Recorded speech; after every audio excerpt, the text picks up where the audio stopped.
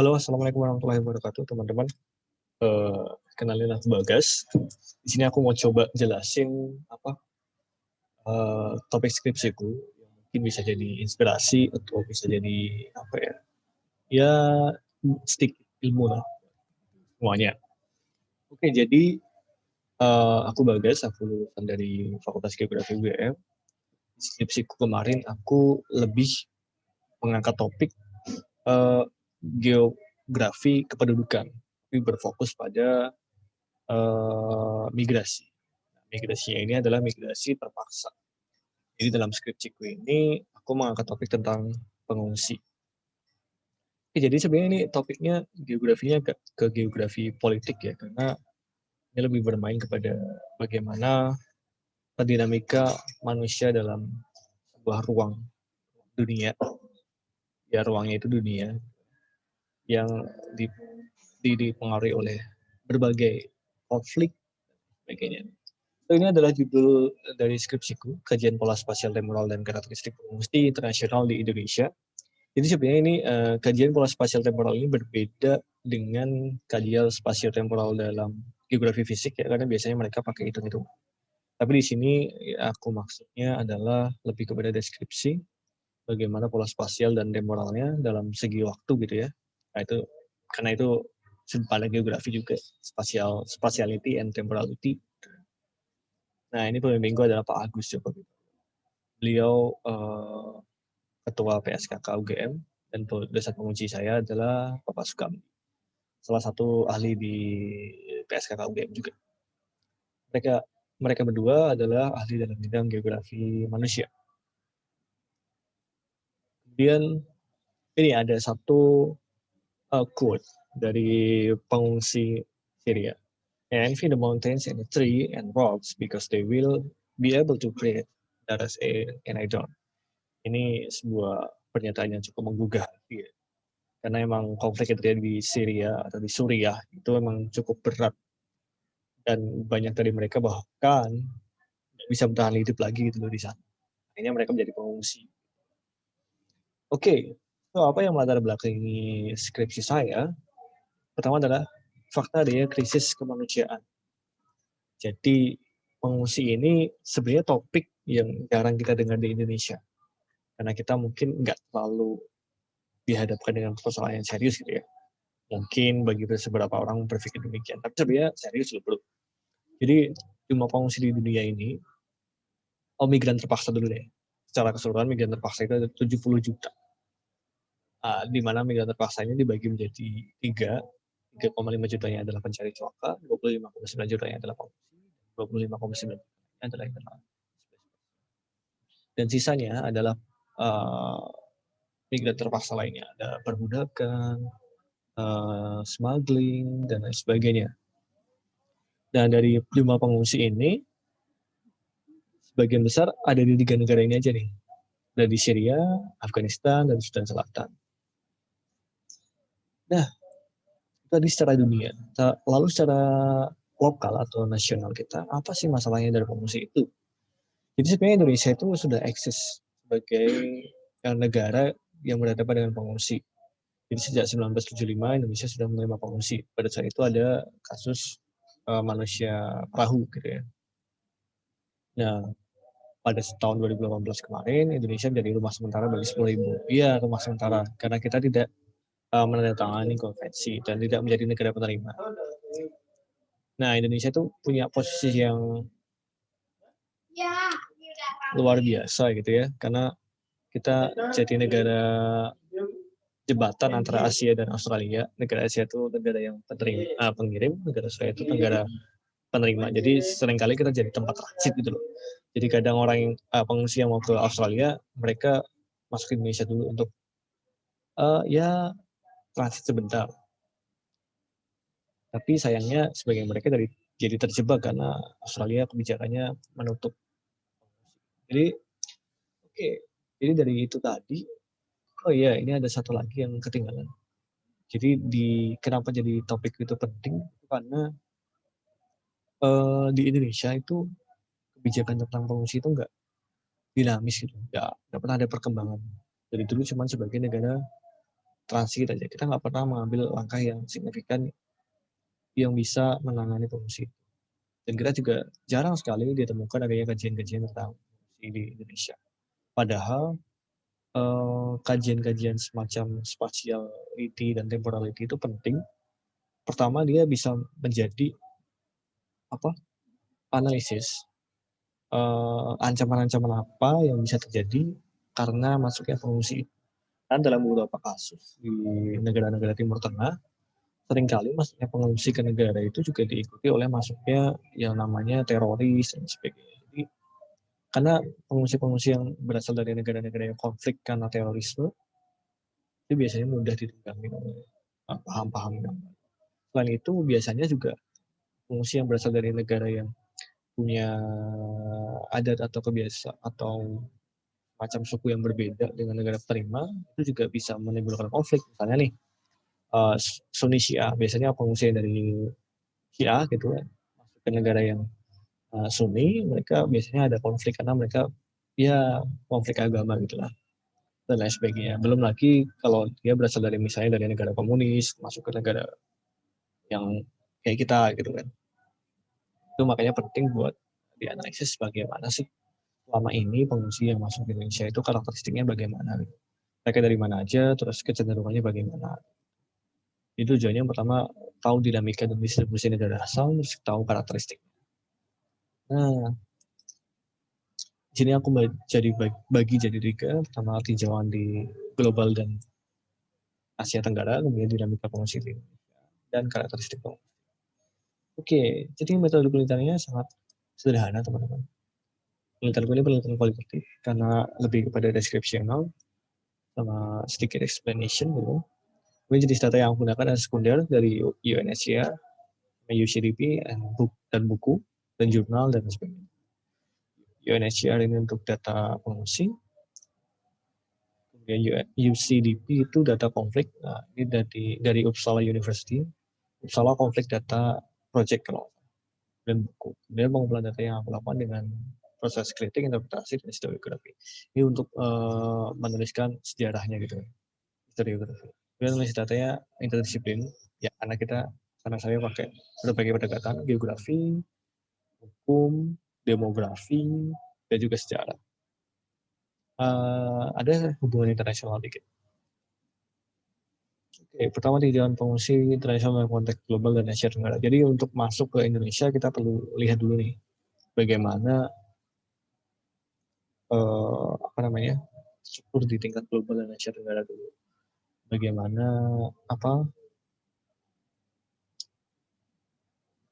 rezim yang terbentuk, rezim pengungsi ini yang terbentuk di dunia gitu.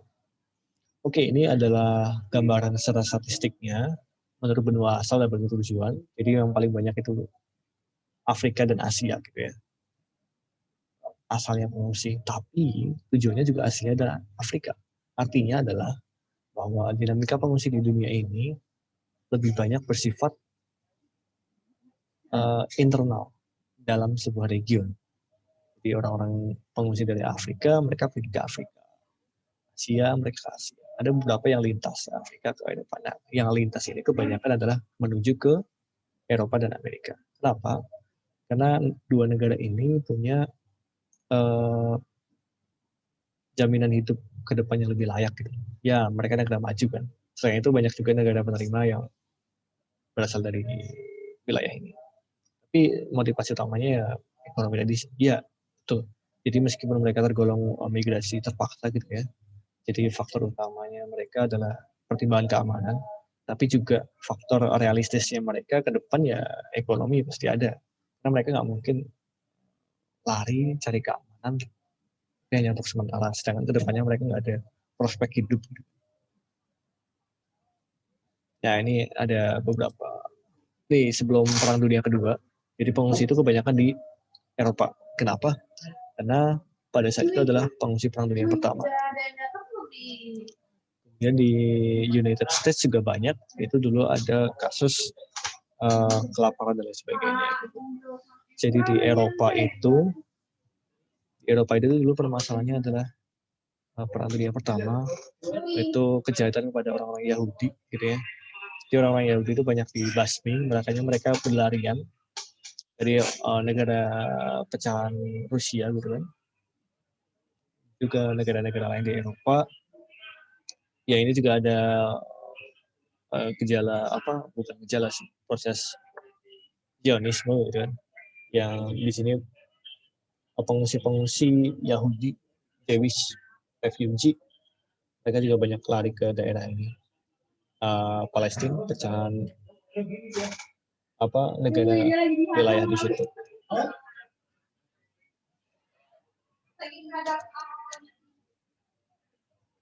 Kemudian setelah Perang Dunia Kedua, nah itu lokusnya bergeser ternyata. Jadi yang dulunya dipengaruhi oleh faktor Perang Dunia Pertama, ini setelah Perang Dunia Kedua, mereka dipengaruhi oleh adanya konflik internal di dalam negaranya sendiri. Nah, itu kebanyakan terjadi di wilayah Afrika dan juga Asia.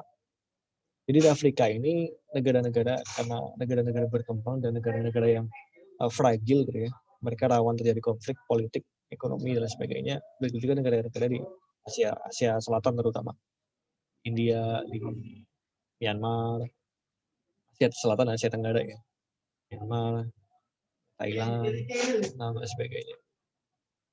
Oh iya, di masa setelah Perang Dunia Kedua ini juga karena adanya perang dingin, perang Indochina. Jadi perang pengaruh komunisme dan kapitalisme. Di sini perang di Vietnam itu, akhirnya mereka jadi Vietnam Utara dan Vietnam Selatan yang komunis dan juga kapitalis, liberal ya.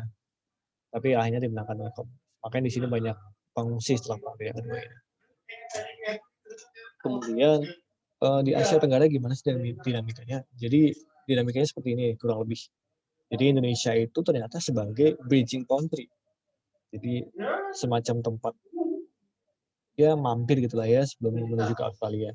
Ya memang di Asia Tenggara ini negara yang paling banyak disasar ya Australia karena memang dekat gitu kan.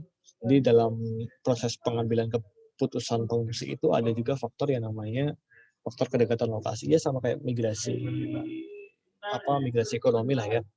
Jadi mereka juga mempertimbangkan jarak. Selama jarak dekat mereka udah bisa aman ya pasti mereka ambil aman. Pertama aman, kedua adalah dekat. Jadi pertama dia cari yang aman. Mana nih yang aman? Oh ini ada yang paling dekat. Nah dia yang paling dekat. Jadi aman dulu, kemudian yang paling dekat, kemudian paling prospek ekonominya.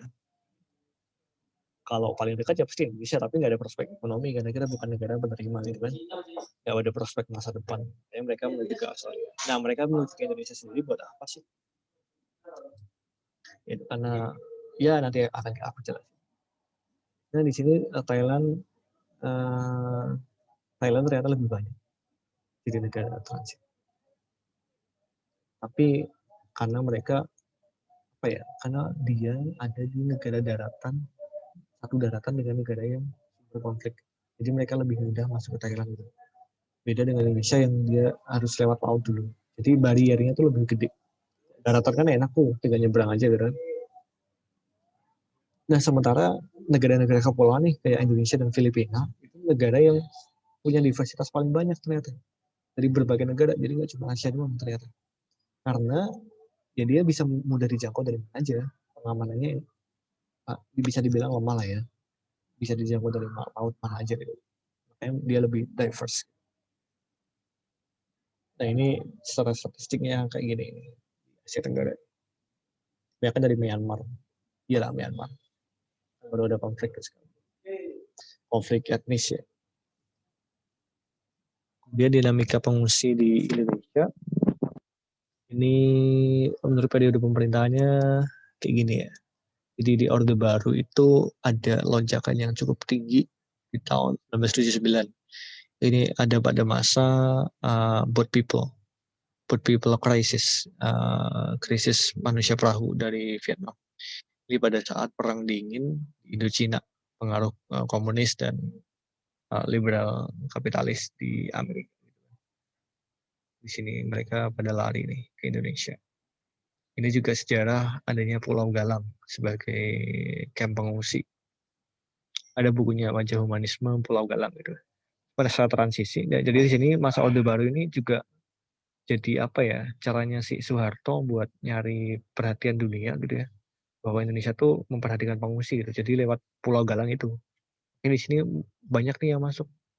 Nah, lambat laun karena konfliknya udah selesai, ya hilang. Kemudian pada masa transisi 98 sampai 2003 gitu ya, masa-masa Indonesia juga punya konflik internal di Indonesia sendiri. Nah, ini ada pengungsi juga ya ternyata tahun 98 yang cukup tinggi. Nah, ini adalah pengungsi dari Timor Leste yang dulu Timur Timur. Jadi warga Timur Timur yang memilih merge dengan Indonesia, sedangkan mereka ada di wilayah Timor Leste, mereka pindah ke Indonesia. Nah, ini juga ada pengaruh dari apa ya? Kayak misalnya PNS yang ada di Timur Timur dulu ya, terus balik ke Indonesia setelah pisah. Tapi kan statusnya udah beda warga negara, makanya disebut pengungsi.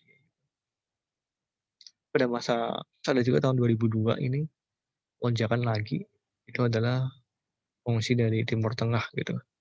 Terus setelah reformasi ini makin tahun makin tinggi nih tahun 2018 dan makin diverse atau makin beragam.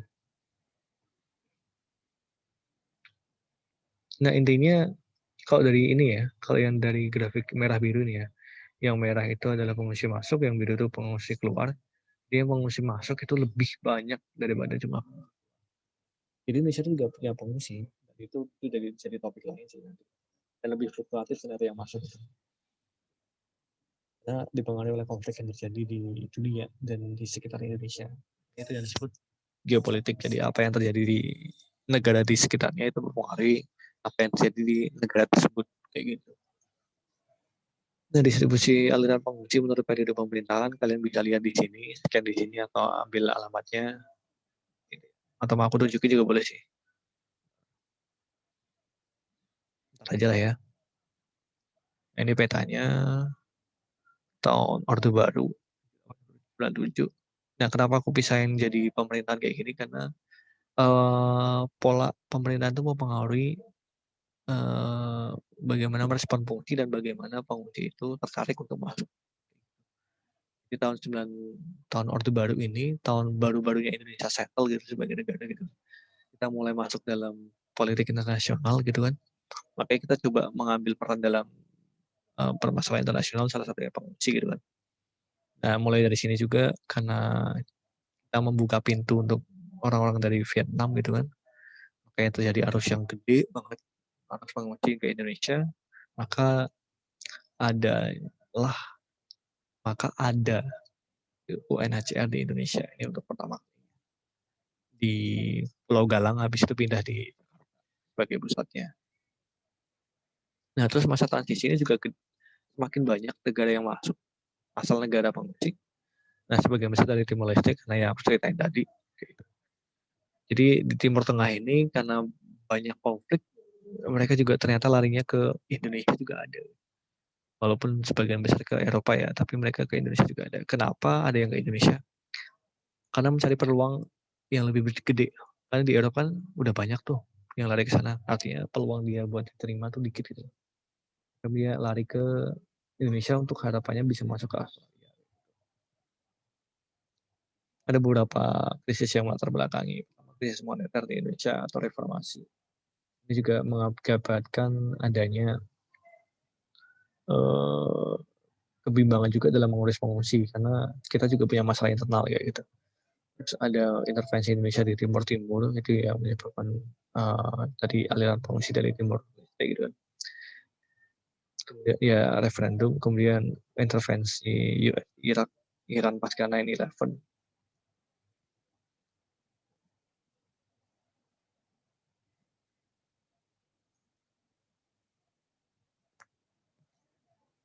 Kemudian reformasi, pada masa reformasi ini negara asalnya lebih banyak lagi, lebih diverse. Karena ada pengaruh kemudahan transportasi juga ya. Selain itu juga pengaruh informasi. Jadi salah satu pertimbangan pengungsi untuk cari tempat singgah itu adalah ada informasi mengenai negara tempat ia akan tinggal. Nah, informasi itu biasanya dibawa dari pengungsi yang udah ada di Indonesia ke keluarganya dan lain sebagainya.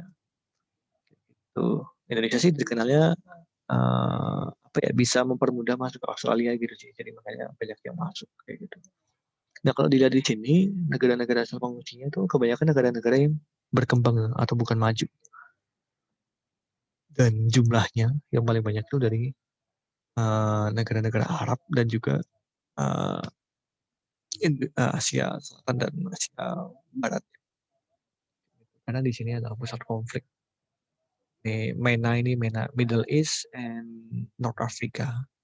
Ini adalah negara-negara konflik Middle East and North Africa. Ada beberapa krisis yang terbelakangi. Pertama, krisis di wilayah Timur Tengah. Ya di sini ada Arab Spring dan lain sebagainya. Kemudian krisis Rohingya, dia di Myanmar, krisis etnik, kemudian dikeluarkannya Perpres 125 tahun 2016 tentang pengungsi. Nah, ini aku masuk kebijakan mempengaruhi bagaimana dinamika pengungsi. Ya, jadi dalam kebijakan ini untuk pertama kali Indonesia membuat kebijakan tentang gimana sih cara menangani pengungsi gitu. Karena sebenarnya nggak pernah ada landasan hukum untuk menangani mereka gitu. Jadi di Perpres ini itu ada macam prosedur untuk menangani pengungsi kayak gitu. Dan ini dianggap sebagai sesuatu yang menjamin para pengungsi kalau dia masuk ke Indonesia itu berarti aman gitu loh. Paling nggak gue selamat gitu lah kalau masuk ke Indonesia karena ada aturan ini gitu.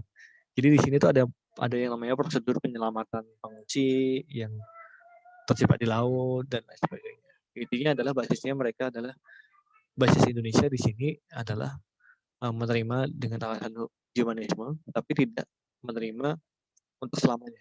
Jadi nggak menerima untuk permanen. Kita cuma menyelamatkan doang. Habis itu kita serahkan ke UNHCR. Nah di sini sebenarnya juga telah sih karena kita nggak the point dulu maunya apa gitu. Ini garis waktunya.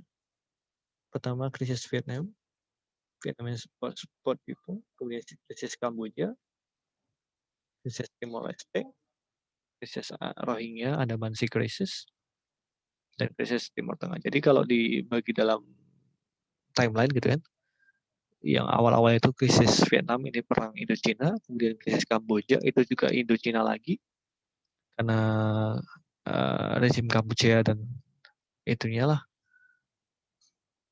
Kemudian ada krisis pengungsi Timor Leste yang tadi adalah konflik intervensi Indonesia, kemudian krisis Andaman Rohingya ini krisis etnik. Kalau krisis Timur Tengah ini ya ini karena krisis berbagai macam sih, ada etnik, ada agama, ada lingkungan juga ada. Jadi beragam, ternyata Indonesia tuh jadi rumah dari beragam pengungsi. Nah ini sebenarnya terus timbul kenapa sih Indonesia dimasuki pengungsi. Pertama kondisi geografis, geostrategi dan geopolitik Indonesia. Ya karena kita secara geografis tuh enak banget dimasukin gitu. Karena sebagai misalnya laut, border security-nya nggak begitu kuat negara-negara di Eropa yang dia kecil-kecil dan dia di darat. Jadi enak diawasin. Di laut kan susah tuh. Dan kebanyakan pengungsi emang lebih sering lewat jalur laut karena mereka lebih belum ada mekanisme atau administrasi yang yang rigid. Selain itu juga dalam HAM internasional juga kalau nggak salah ada diatur juga tentang penyelamatan orang yang terdampar di lautan pengungsi itu. Jadi kalau nih dia susah masuk ya mereka tinggal itu aja dengan alasan HAM aja. Jadi mereka pasti akan diterima gitu kan. Dan konflik regional jadi emang konflik regionalnya sangat kompleks ya. Jadi kalau ada konflik di Asia dan Asia Tenggara pasti ada peningkatan jumlah pengungsi di Indonesia. Kemudian hubungan sosial dan budaya dan sejarah negara asal itu terjadi di saat krisis pengungsi dari Timor Leste karena dulunya sesama Indonesia ada kedekatan hubungan sosial budaya dan sejarah negara, makanya ya diterima-terima aja sama masyarakat Indonesia gitu. Dan kebijakan politik negara penerima pengungsi ya ini sangat berpengaruh sekali buat masuknya pengungsi atau tambahnya pengungsi di Indonesia karena ya itu tadi Indonesia sebagai bridging country di mana pengungsi berharap setelah masuk ke Indonesia mereka bisa mudah masuk ke Australia, tapi ternyata Australia itu mengurangi jumlah penerimaan pengungsi, akhirnya numpuk di Indonesia jadi banyak banget pengungsi yang numpuk di Indonesia. Padahal kan Indonesia nggak nerima. Ya, jadi kacau di Indonesia sih kalau nggak segera ditangani gitu. Nah, kalau secara karakteristik seperti ini ya, beberapa tipe konflik yang melatar belakangnya ada ideologi etnis, agama, konflik teritorial, konflik degradasi lingkungan. Ini lebih terjadi di negara-negara Asia dan Asia Tenggara, Asia Selatan, Asia Tenggara, Asia Barat. Konflik teritorial ini di negara-negara Timur Tengah, kemudian konflik dan degradasi lingkungan. Kombinasi konflik itu artinya komunikasi konflik dan degradasi lingkungan artinya kompleks. Itu ada di negara-negara MENA, Middle East and North Africa, Sudan, Somalia, Ethiopia, dan negara-negara Arab lainnya. Kayak gitu sih. Ada beberapa proses migrasi, ya secara umum kayak gini ya. Yang masuk ke Indonesia tuh ada 2 model sih. Model migrasi langsung, jadi mereka dari negara asal ke Indonesia terus negara penerima kayak gitu. Contoh kasusnya adalah pengungsi Vietnam, di Malaysia, dan Rohingya. Kemudian ada juga migrasi yang bertahap nih. Jadi sebelum ke Indonesia tuh mereka ke negara lain dulu. Jadi mereka perjalanannya panjang gitu. Kayak ini biasanya terjadi di negara-negara yang jauh dari Indonesia. Kayak gitu. Dan Vietnam ini dia karena ada kasus di mana pengungsi itu sebenarnya masuk ke Malaysia. Cuman diusir dari Malaysia terus akhirnya masuk ke Indonesia. Di Indonesia terima-terima aja karena orang Indonesia itu terlalu baik budaya Indonesia. Jadi ada kasus di mana orang Aceh itu nerima para pengungsi padahal pemerintah Indonesia sendiri enggak melakukan penyelamatan itu karena jadi yang menyelamatin itu nelayannya gitu katanya sih sesama manusia gitu jadi emang terlalu baik kemudian ya pengungsi-pengungsi yang lain pengungsi yang jauh ya jadi kayak dari Palestina, Iran, Syria ini biasanya mereka ke India dulu karena lebih dekat ya dari India kemudian mereka lewat jalur laut ke Indonesia masuk dari ke wilayah Sumatera. Nah ini kayak contohnya kayak gini. Biasanya ke India, terus ke Malaysia, terus ke Indonesia. Dari Malaysia ke Medan, gitu. Ke Natuna. Setelah demografi kayak gini, jadi kebanyakan usia dewasa. Usia anak-anak juga cukup banyak sih. Nah ini secara ringkas seperti ini gambarannya. Ada 3 periode pemerintahan. Jadi pada masa ini bisa kalian baca lah di internet ya. Dinamika konseptualnya, diagram konseptualnya. Tantangan kedepannya, pertama saya adalah sekuritisasi perbatasan. Jadi mencegah gelombang masuk pengungsi dan ilegal, terus kemudian penanganan yang berketahanan. Artinya berketahanan itu ya win-win solution lah buat Indonesia dan juga buat pengungsi kayak gitu. Karena kita sebagai negara transit itu nggak ada kerangka yang jelas. Karena secara itu juga nggak ada istilah negara transit sih sebenarnya. Secara legal ya. Secara kesimpulannya seperti ini, gelombang pengungsi yang terjadi di Indonesia bersifat ledakan pada kejadian tertentu. Salah satunya adalah kejadian konflik di negara asal pengungsi. Sangat berbeda pada setiap periode pemerintahan di Indonesia. Karena pengaruh tadi kebijakan internal juga. Faktor pemicu adalah konflik etnis, agama, dan ideologi, konflik teritorial, dan serta gabungan antara konflik dan degradasi lingkungan. Proses migrasi adalah langsung dan bertahap. Karakteristik demografinya didominasi oleh kelompok usia di atas 18 tahun. Nah, sarannya ini ke depan diharapkan adalah pola spasial negara tujuan pengungsi nih. Jadi selama masuk ke Indonesia mereka kemana aja sih? Kenapa milih itu? Dan bagaimana dampaknya gitu. Oke, itu aja guys.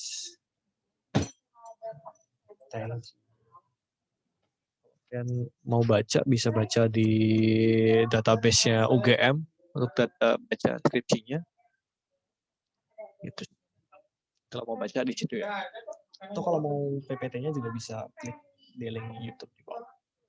Aku share. Itu aja, thank you. Jadi harapannya sih ke depan banyak kajian harapannya ke depan ada banyak kajian tentang pengungsi ini sih, karena kita butuh orang-orang yang ahli permasalahan pengungsi ini, karena ini semacam masalah yang dianggap remeh tapi nggak remeh, karena tadi karakteristik pengungsi dan dinamikanya itu ternyata juga punya dampak soalnya. Jadi kayak misalnya negara asal itu juga berdampak ke potensi konflik di Indonesia juga. Kayak misalnya yang di mana? Jakarta itu ternyata ada pengungsi yang mereka di sini jadi PSK karena ya mereka nggak diurus gitu. Terus ada juga yang sampai konflik karena mereka dari Syiah gitu kan. Sedangkan orang-orang Indonesia kan Sunni. Jadi ya konflik-konflik. Nah itu perlu diperhatikan juga karena itu juga mengganggu stabilitas keamanan di negara kita gitu. Selain itu juga ke depan kita nggak bisa terus bergantung ke UNHCR sebagai organisasi internasional yang menangani pengungsi gitu. Karena kita juga perlu punya mandiri, bisa punya aturan yang jelas gitu tentang apa sih yang bisa kita lakukan untuk pengungsi gitu. Itu aja sih, thank you teman-teman semuanya. Sorry kalau kelamaan ya, karena emang asik sih, panjang. Bye bye. Assalamualaikum warahmatullahi wabarakatuh.